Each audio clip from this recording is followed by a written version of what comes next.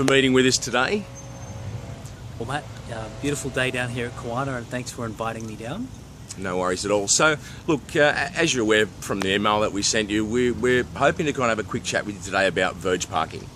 Now, as a local resident of Sippy Downs, you're obviously aware I wrote to you last year about Verge Parking, and Sunshine Coast Unmuzzled recently attended the Batinia Residents Action Group, which was again about residents parking. And although it wasn't particularly about Verge Parking, it obviously ties into this coast-wide issue of ample parking, sufficient parking, how it relates to council approvals, road widths and all that kind of thing. Now, in terms of Sippy Downs, what have you been able to, find out, and what's the council currently doing in regards to Verge Parking? Yeah, well, Matt, thank you. Some pretty tough questions there, and there's obviously a lot to talk about in that space. But I guess to be really, really simple and to the point, in terms of parking, if you look at Chancellor Park, it's a very old estate, 15 plus years. Lots of people in there, and obviously parking is an issue, just as it is in many places around the coast. Queensland and Australia, if not the world. I guess the key here is that people are parking in streets that at the end of the day, when two people park opposite each other, the issue is ambulances and fire engines not being able to get down the street. That's a bit of an issue. So some people are quite courteous. What they do is they park, two wheels up on the nature strip, up off the curb. Yes. And that, for me, from my point of view, if it's not compromising safety and it's actually giving people the ability to safely drive through a street, that's all we want. Now, technically, that's against the law, and you can get a $91 fine for doing that. So what council's doing at the moment is not saying yes, it can happen all over the Sunshine Coast, but we're looking at reviewing our policy so that we may be able to put some trial areas in. I look at Chancellor Park as a great area to trial, where we may be able to let people in certain streets park up on the nature strip, two wheels up, just so they can actually be able to safely park.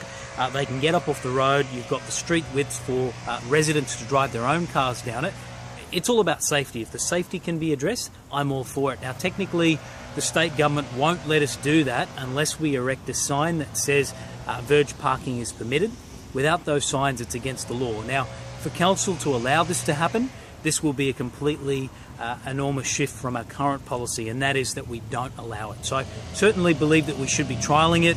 It is an issue and it's not going away. It only gets worse, and you can't just sit there and ignore the problem. Yeah, and look, I think you raise an interesting point, and yes, Chancellor Park is an old area, but if you look at, for example, Flame Tree Pocket in Sippy Downs, that is a brand new development where the streets almost appear narrower, and the Sunshine Coast has so many people who are either in share accommodation, they've got kids, their kids have got girlfriends, so you can have 2, 3, 4, 5, 6 cars at a 3 or 4 bedroom home. And that's the problem. So like moving past this, so obviously, the council as an organisation has been aware of this for many years. This is not a brand new issue, although it's quite a heated topic at the moment. It's interesting to know, when we were at Batinia the other day, we noticed that Jared Blay actually talked about council parking and the way council's managing parking in certain areas as blatant cash grabbing. Now, what do you kind of think about that? Listen, at the end of the day, if there's one bugbear I have, it's us issuing infringements. Certainly it doesn't please me, it sometimes upsets me, and residents get quite negative about receiving an infringement, as they should.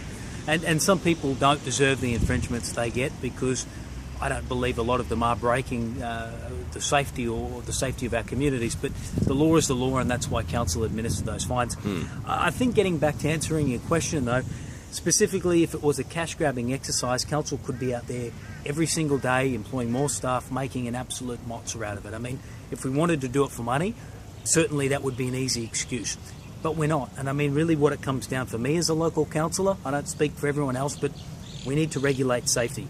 Now, for me, if we can get people to park up on the verge and it's not a safety issue, then so be it. It gives people the opportunity to park in a safer location, up off the road. It gets them the street widths that they need. And really what this all boils down to, if you want to strip this back to the key argument, is that council ensures that developers build to a certain standard. Now, where do those rules come from? Well, those rules are passed down from the state government. The council must enforce those rules.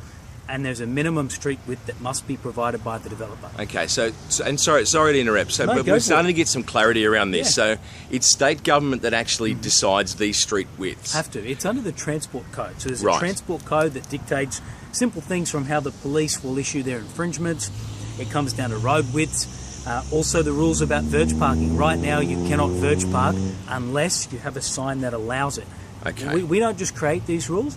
These rules come from the state government, and people need to understand that the federal government, the state government actually oversees the operations of local government. We're not our own government in our own right. We're a local council, and we work under the state government. So Yeah. those rules are passed down. If we want to change those rules, the state government needs to change them. And the issue that the state has is that every community is different. Now, if they change rules across Queensland, that affects every single council.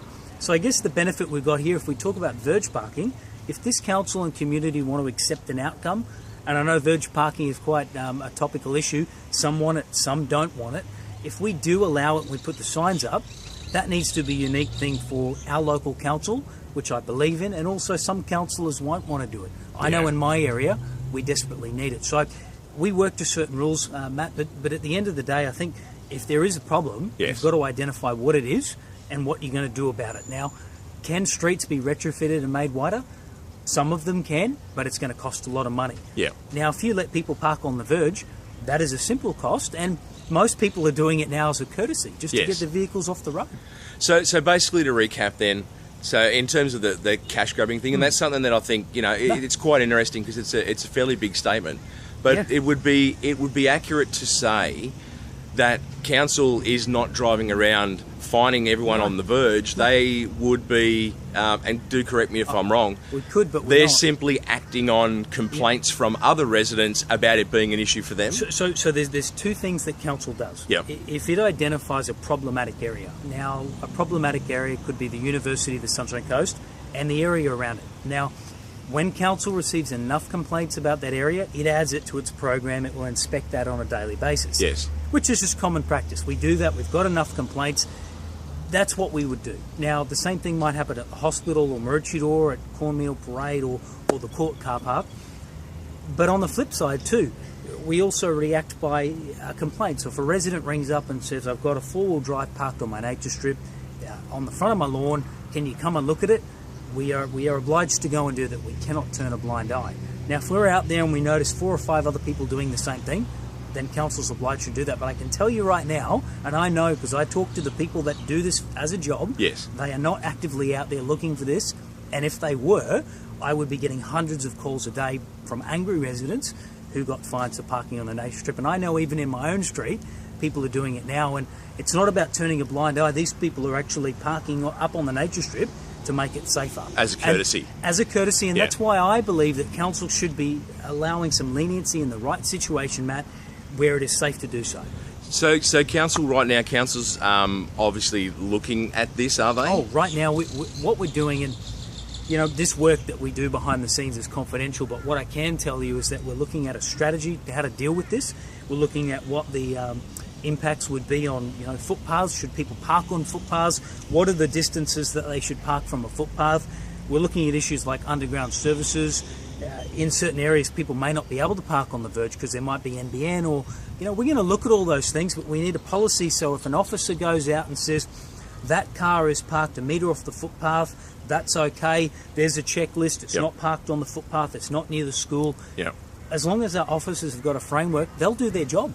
I Okay. just don't want someone to park and then get an infringement and go, well, Christian, that sign actually said we could park here. Yeah. What's the policy? We don't have a policy. Well, look, it sounds like there's been some great progress. Absolutely. Look, in terms of our viewers, we have written to Jared Blay following the Batinia residents meeting, and we have written to Councillor Cox because we'd love to hear their opinions on Sure. it. Christian, thank you very much for your time today. We really appreciate it, and we look forward to seeing how Council looks Absolutely. to manage this issue into the future. Absolutely. Thank you for your time. Cheers, Christian. Thank you.